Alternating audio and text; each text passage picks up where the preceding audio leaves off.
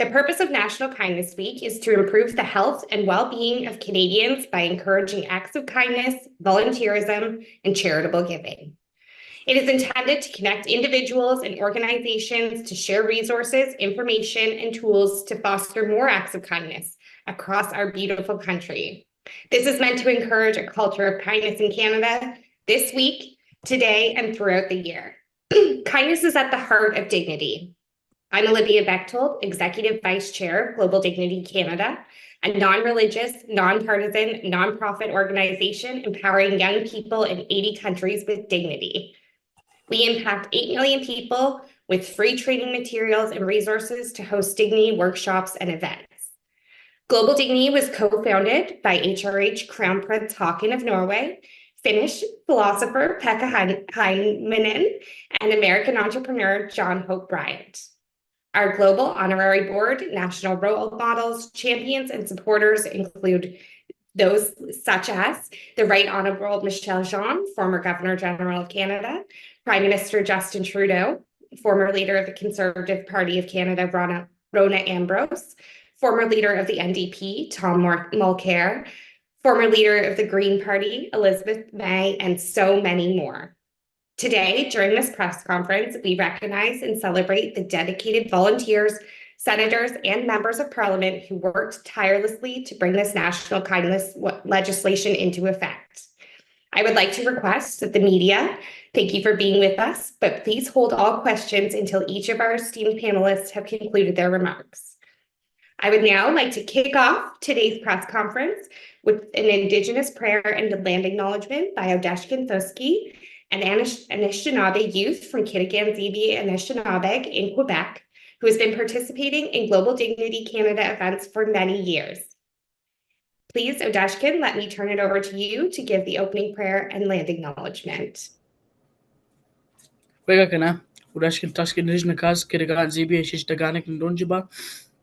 Hi, everybody. My name is Odeshkun Thusky. I come from Kitigan Zibi Anishinabeg and Barrier Lake. I was asked here today to say a land acknowledgement and a prayer in my language, and I think it's very important that we acknowledge that the land that we stand on is unceded, unsurrendered Algonquin territory, and I think it's very important the Kindness Week that we acknowledge that, and we do everything we can to take care of it, no matter what it is, not to litter or whatever. And I think it's very important to acknowledge that. And with that being said, I'm gonna jump into my prayer. So. Migochwe da ka jamana do ka kana ke go ka ki jenda. Migoch ka jamana do on je aki, migoch on je ka kana ke go ne ta ogin mi jashkin we aga je kaya men go. Ka kana mushkiki kaya medium. Migoch on je ka kana wesi za ka mo de je kane o ka te je ka ba miso je kaya ka ba mani ge je. Mishkiki o je kaya ma je me je. Migoch on je ne bi kaya ka kana ka ton wan shishing. Migoch on je ne se wan ka mi jin ka je me no ba ma dzian. Migo chonje shkude ka mi jen ke jimino apajitoyan. Migo chonje yuki je kaye kana eteki jigo. Kizis to be kizis kayen nagushag. Migo chonje enemisro musak niko kumasak kanani do demag. We do kawishin ke jina wakayan. We do kawi akajik shwe enem nebo jek kedamakajik. Kaye wa wisnajik. Migo chonje nebo madsman. Yak chimigach. Ho migach. Miigwech, Odeshkun, and thank you for being part of this year's National Kindness Week event and for being a part and a champion for Kindness Week in Canada and Global Dignity Canada for many years. And it's always a pleasure to have you. It is now also my pleasure to introduce Meagan Commonda. Meagan Commonda is an Anishinabeg from Kitigan Zibi Anishinabeg in Quebec. She is a mother of 2 sons, one of which is Odeshkun, who we just heard of, and a proud member of her community. She has also been working in the Government of Canada for the last 18 years, most recently on connecting Indigenous peoples to initiatives and vice versa, ensuring that Indigenous voices are heard and implemented. Meagan, I will pass it over to you to give us your opening remarks. Kwei Kakina, hello everyone, and thank you so much for that beautiful introduction. And miigwech Odeshkun for opening us up in a good way. Odeshkun is a youth in our community, as was mentioned, but he also represents the future's leadership. The youth is an integral piece in fostering a future of kindness, and Odeshkun and my other son here, Magwish, they're well on their way to doing that. So I'm very proud and I'm very grateful to have them by my side. They make me so proud and honored to be their mom. So, and it's also important to start off by saying that we should continue to honor and mentor and support our youth professionally, personally. So I join you also today from my traditional territory of the Anishinaabe Nation, from Kitigan Zibi Anishinabeg. And I just wanted to begin by saying how grateful I am to be part of this monumental event. Every year it's an honor to participate. So thank you again for inviting me to participate. Kindness is something that is very near and dear to my heart, and I truly believe that it works interoperably with gratitude. I wanted to share a personal story with you, if that's okay. I'm actually a breast cancer survivor. I was first diagnosed in July of 2017, and I underwent all the typical and scary steps of a very successful treatment plan. I also had a very wonderful team of doctors, friends, and family who surrounded me in support, love, and kindness. I was told that I was cured 4 short yet painfully long months later in December of the same year. So I'm happy to say that I'm in recovery and I'm doing great. So, but having been granted a second chance in life has tremendously enhanced my perspective of gratitude and showing kindness to others on a day-to-day basis. Most importantly, I've been learning to show kindness to myself. It's so important to show ourselves kindness because it really does start with us. And I always say that we cannot pour from an empty cup, and this is especially true when practicing kindness. Since this journey of recovery began, it's just been my mission to help others. And it was a scary time in my life. So I always try to just make sure that I'm practicing kindness from my heart, and in doing so, it's shown me the importance of self-care when taking care of those around me. So since this journey began, I now try to help and support others who are battling the same disease that I've survived with traditional medicine, and just providing that support and that shoulder for folks to lean on if or when they need it. And I'll continue to do that as long as I can. Because it was a scary time in my life, and so I just want to be able to offer that same kind of support and kindness that was offered to me by folks who cared about me and my well-being. So with that, I offer the same shoulder to anyone who may be listening, who may be in similar situation, and to everyone participating in this event, I encourage you and those around you to find ways to practice kindness towards each other, and especially towards the land that we occupy, as Odeshkun mentioned earlier. We all have an integral responsibility to care for the land and to care for ourselves and for each other. But especially, please remember to practice that kindness to yourselves, because that is the most important. So miigwech everyone for allowing me to participate today, and I'm wishing everyone a wonderful week. Back over to you. Thanks. Thank you, Meagan. Thank you for sharing your very inspiring words, but also your personal struggles and triumphs. And we're so happy to hear that you are in recovery and that you have felt like you were surrounded with love and kindness throughout your experience. I am now delighted to introduce my dear friend and colleague, Giovanna Mingarelli. Giovanna is a technology entrepreneur, public speaker, and writer. She has contributed to the Globe and Mail, the Toronto Star, CBC Radio Canada, and the Hill Times, to name just a few. She is a regular contributor to the Huffington Post and is cited by Harvard Business Review and Forbes, with whom she's writing a book about her entrepreneurial journey. She is the National Chair for Global Dignity Canada and the Chair Emeritus for the Global Dignity International Board of Directors. I'm delighted to hand the mic over to you, Giovanna, to introduce our esteemed panel of dignity champions and role models from across sectors. Thank you so much, Olivia. And I'm delighted to be here. Happy National Kindness Week, everybody. What a fabulous and exciting thing to be able to say that Canada is the only country in the world with a National Kindness Week, because we have wonderful elected officials who thought it was important to support Rabbi Bulka's great idea that he worked 20 years of his life for to bring to fruition. And here we are. I hope many other countries of the world copycat Canada and do this themselves. So on that note, thank you, Odeshkun and Meagan, also for your beautiful opening remarks. Very powerful. Global Dignity Canada has been a very proud sponsor of National Kindness Week since its inception, because it embodies the heart of what we stand for, which is dignity. When we're kind to someone, we are communicating to them that they're valuable and that we want them to be happy. So in its most basic form, this is treating someone with dignity. And there are a number of ways, right? Meagan, you spoke about, how can we take action, right, to demonstrate kindness and to be kind. So there are a number of ways that people can take action for kindness in their communities all across Canada, both online and offline. Simply smiling at someone, for example. This is one of the examples we use with K-12 students or Global Dignity Day, right, all throughout the year. But when you smile at someone in the street, you can make their day. Right, like when someone is feeling sad, depression is a very serious issue, right? 50% of North Americans cite experiencing depression, especially since COVID. There's a lot of fear, a lot of insecurity, a lot of people are lonely. Smiling at someone, you're telling them that you care enough, right, to radiate positivity. And that can really help someone out. So it doesn't have to be complicated. It doesn't have to be overt. There are easy ways to be kind.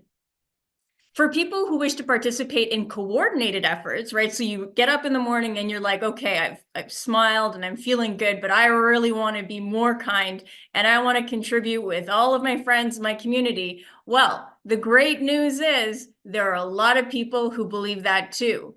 So organizations such as the United Nations, so UNESCO to abbreviate, Mahatma Gandhi Institute for Education for Peace and Sustainable Development, the Random Acts of Kindness Foundation, and of course, Global Dignity Canada. We've been leading the charge in creating programming for kindness that supports National Kindness Week. UNESCO has aimed to mobilize the world's youth to achieve the 17 Sustainable Development Goals through transformative acts of kindness. This is through their #KindnessMatters campaign. The Random Acts of Kindness Day, as part of the Random Acts of Kindness Foundation, is celebrating their big Kindness Day on February 17th, so in just a few days. In the past, organizations that have participated include Sesame Street, the National Football League, the Archbishop Desmond Tutu, who's also one of the original founding members of Global Dignity, Walt Disney World, Smokey the Bear, Doctor Who, Lady Gaga, many others. So Canadians are invited to share their acts of kindness on social media with the hashtag Random Acts of Kindness. And then finally, Global Dignity launched the #Unite Kindness campaign in May of 2020, supporting young people to show kindness to themselves and others during the outbreak of COVID-19. Our campaign is aggregating and showcasing other campaigns, including Kindness Matters and Random Acts of Kindness across social media. To date, we have aggregated over 3 million acts of kindness across 40 campaigns. Anyone can participate in the Unite Kindness campaign by just sharing a photo or video of their kindness action on Facebook, Twitter, or Instagram with the #Unite Kindness. All right, let's make this National Kindness Week the best yet. 3 years in a row. We're at the beginning of something very powerful. And let's aim to inspire the rest of the world with our kindness and to do it too. On that note, I am now delighted to introduce you to the next speaker on our panel, Jamie Bell, my dear colleague and fellow board member with Global Dignity Canada. Jamie has worked in arts-based, community-based research and media for more than 2 decades. As the Global Dignity Canada Chair for Winnipeg for the last 10 years, he advocates for arts-oriented projects that support community resilience in remote, rural, and northern communities. With the support from the Manitoba Arts Council, his current projects include designing and incubating the At 1860 Winnipeg Digital Arts and Cultural Entrepreneurship Program with Indigenous artists from the Northwestern Ontario, Manitoba, and Nunavut, Jamie, over to you. There we go. Thank you. Thank you, Giovanna, Odeshkun, and Meagan, Michael, Emmanuella. Thank you so much for joining us here. I just want to say thank you all for the opportunity to be here. I think I've said this every year, but can you really believe it? It is actually year 3. For some of us, I think it's actually year 4. But in the first time that we did this little event, I said, you know, the first time was the first time. After that, it would become a tradition. And so, you know, here we are. It literally has become a National Kindness Week tradition. So here in Winnipeg, a lot of the work we do is community-based, participatory type work. And each year we have a different theme or priority area. In our first year, we were exploring inclusion in Northern research. Last year, our focus was on climate change adaptation and being kind to the planet. This year, we're focusing on fusing the arts, creative entrepreneurship, and food security. And I think right now, at this time of the year, I think a lot about Rabbi Bolka and how he came to help so many of our projects.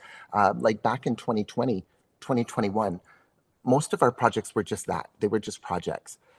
But over the last 3 years, we've been able to watch some of those initiatives grow into entirely new organizations, building capacity and engaging the next generation in new and different ways.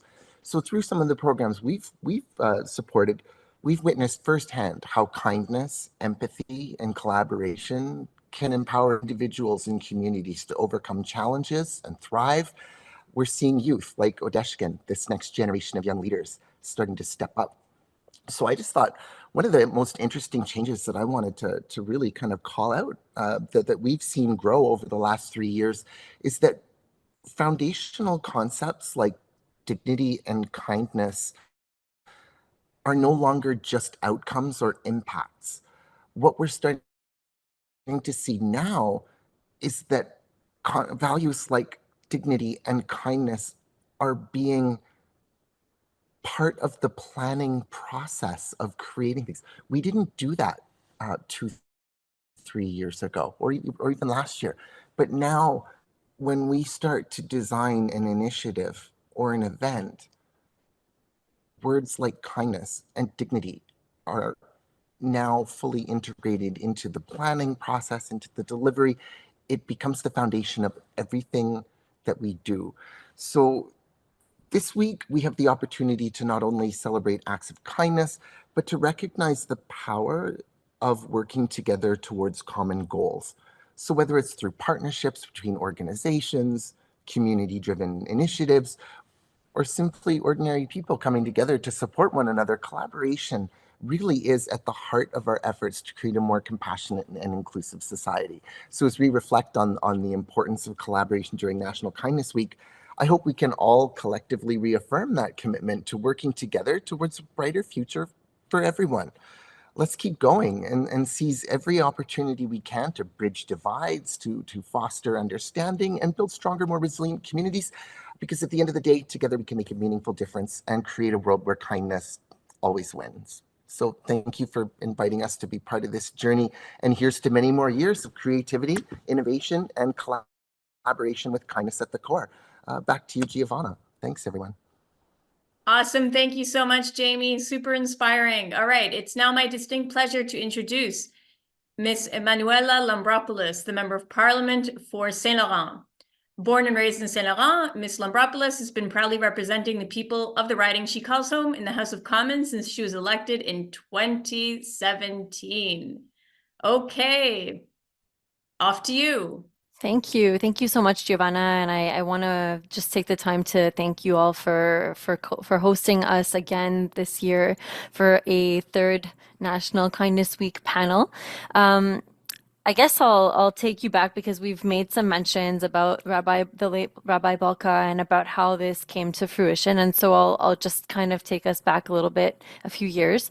We were approached, both Michael and I were approached by Senator Munson back a few years ago, basically begging us at that point to say, he was like, you know, this is going to be my last, you know, I think I'm retiring after this, and I would really like this final push to make this happen. It's been years that it's been in the works, and you know, this can also be, you know, it was the dying wish of Rabbi Balka. And so it was important that we acted quickly and across party lines to make it work. And so Michael was the official sponsor of, or I guess the official person who took it up, but then it needed all party support. And so I told Michael, you know what, I would love to co-sponsor it with you in the House of Commons.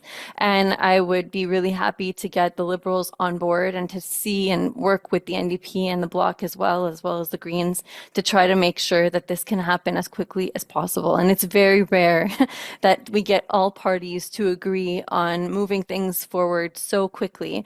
But of course, when you give the context of the situation and you explain what's going on at that given time, and also the fact that it's a National Kindness Week, and we are Canada, which generally speaking is a pretty kind country, and we are known to be kind people. Every party agreed right away, and we were able to move it along within a week. So it was really great that that happened.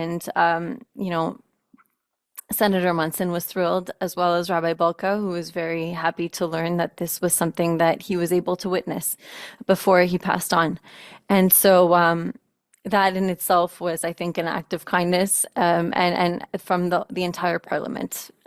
So we were really happy that that was able to happen. I think the reason why I was so inspired and moved to be able to join Michael in doing this in the House of Commons because I recognize the importance of kindness. I was a high school teacher before entering politics, and that was actually something that I would do with my students. I would always do, random acts of kindness with my ethics class and make sure that they knew the importance of what one single act of kindness can actually do, what difference you can make by asking somebody sitting by themselves at the lunch table to sit with you and join your group, by reaching out and helping somebody pick something up when they drop it on the floor, by opening the door for somebody. It really does make a difference in somebody's day, and that can have a ripple effect and maybe inspire them to make a difference in somebody else's day. And so that's the thing, right? Kindness is contagious. When we experience kindness, and the more that we experience kindness, the happier we become and the more likely we are to pass that on to others. You were right, Giovanna, in mentioning that we do have a bit of a mental health crisis on our hands. It is, ever since COVID, it really exacerbated the problem and made it so that so many people experience depression, anxiety, substance use, etc. And I think it goes back to that. I think it goes back to recognizing that we all come with our own baggage and nobody is perfect. And we all come with, whether it is, childhood traumas, whether it's something that's happened in your lifetime that has made you have to go through a difficult time. We're all carrying with us something that nobody really knows about. And that's why it's important to be kind to everybody, right? Because you never know who needs it when you're about to go and do that's act of kindness. And it could be something that literally saves a life. So I really appreciate this initiative. I really appreciate the fact that we keep on coming back here every year and celebrating this week of National Kindness Week. I'm going to be trying to promote it in my own community as well, just like I have in the past years. And let's make this Kindness Week the best one yet. Thank you. Thank you so much. Very much appreciate your kind and thoughtful words. And also thank you for sharing the more kind of in-depth your in-depth experience with the legislation. I think it's important that we kind of remind people how this happened and that this was Rabbi Balka's dying wish and that it's continuing with no plans of going anywhere but increasing in its visibility, we hope, to all Canadians. So thank you again so much.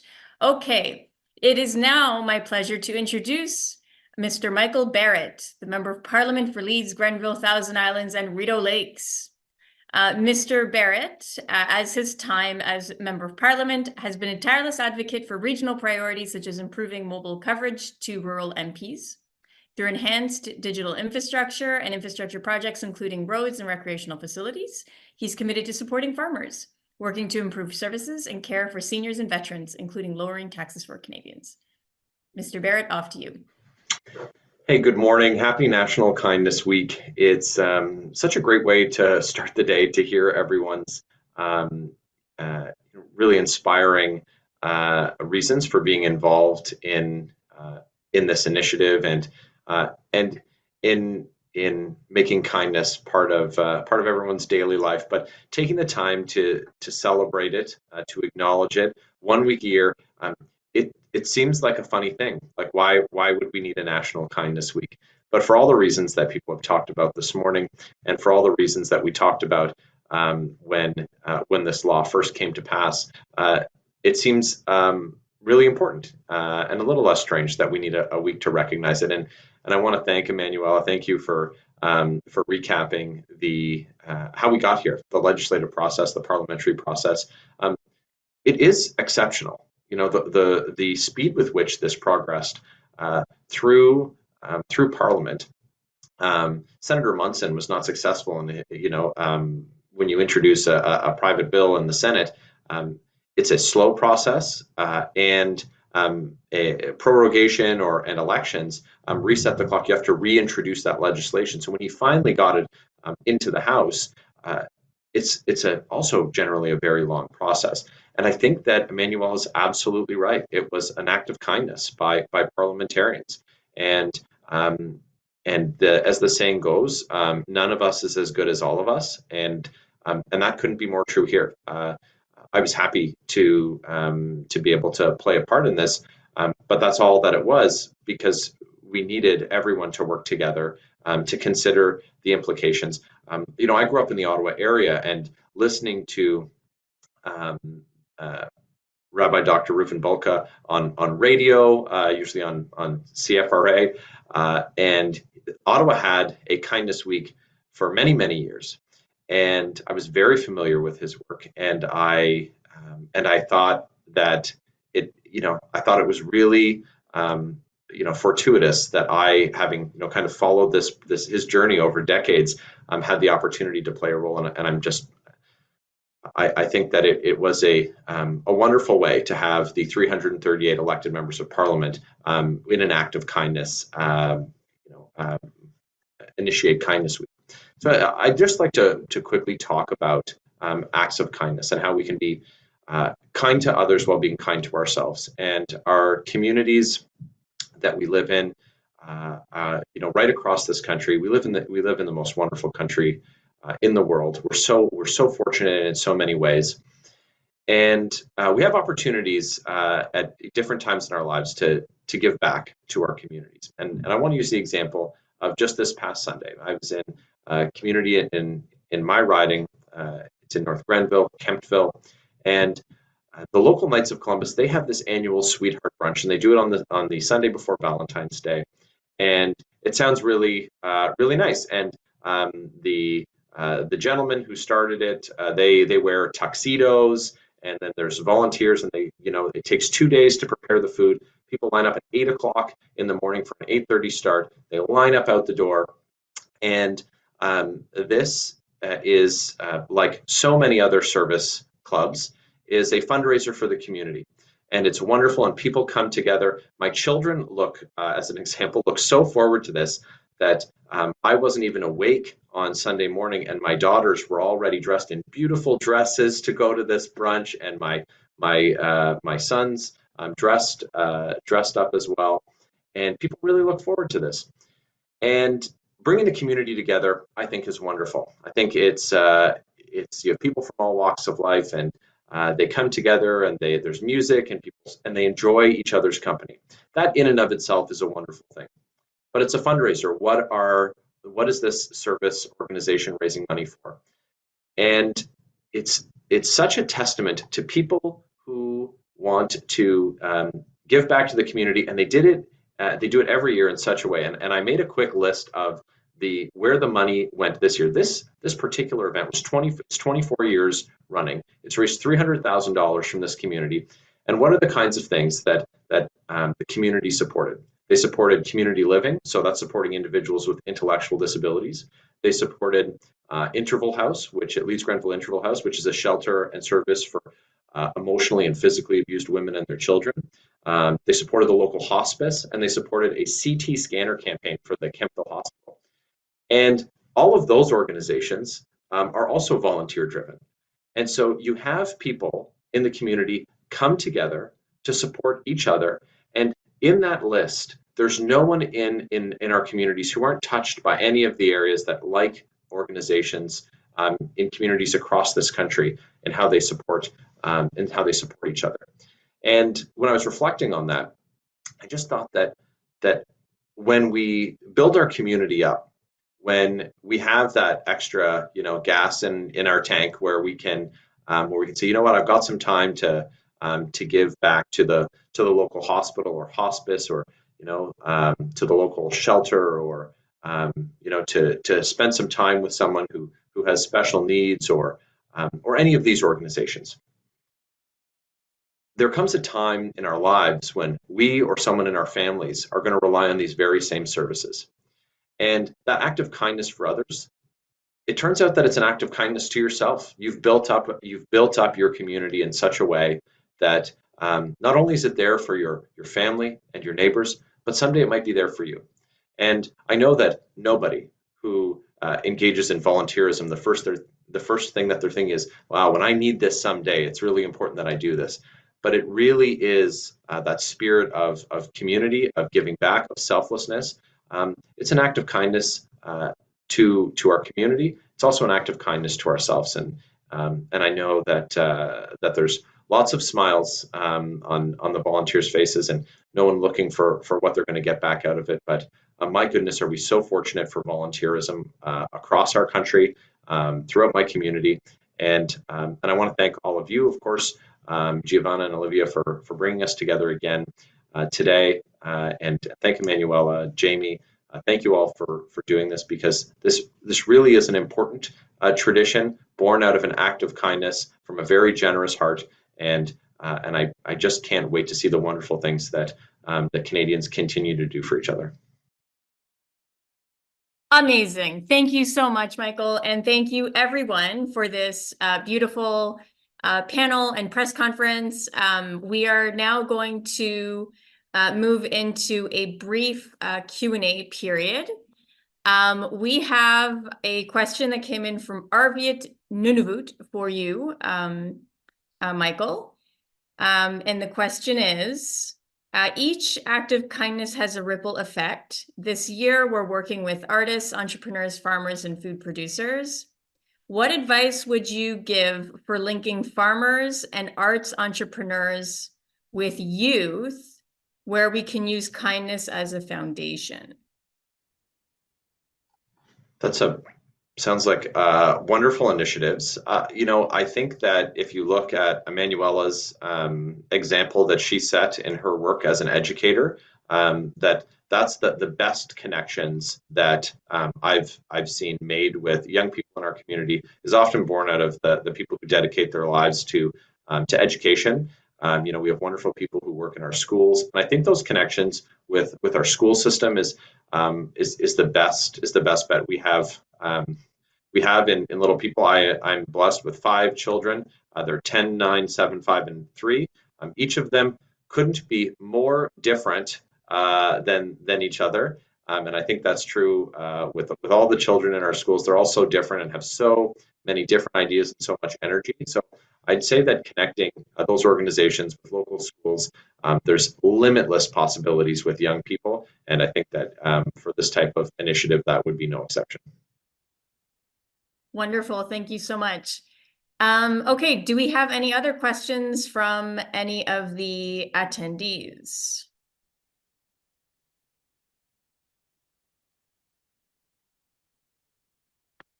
We do not. All right, well, that's a wrap. We're exactly on time too. So I want to just take a moment to thank everyone for being here today. From the members of Parliament, to Odeshkun, Meagan, Jamie, Olivia, everybody for participating, everyone for coordinating.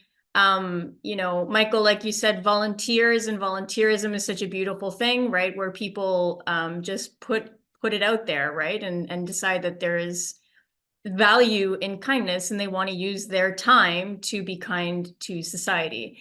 And I think that that's really the golden thread. And Emmanuella, you spoke about the need to especially be kind today with the higher incidences of mental health and mental health issues. This is a reality in Canada. It's a reality all around the world. But let's make National Kindness Week a week where we can celebrate, right, and be happy and have a reason to go around and treat people with kindness, to alleviate despair, to alleviate loneliness, to alleviate all the fear that has come upon us since COVID. And so we don't have to have an excuse this week to be our normal, kind, friendly Canadian selves. So thank you, everyone, for being here today, and look forward to seeing you again next year as part of this fabulous press conference, and wishing everyone a great National Kindness Week, and take care.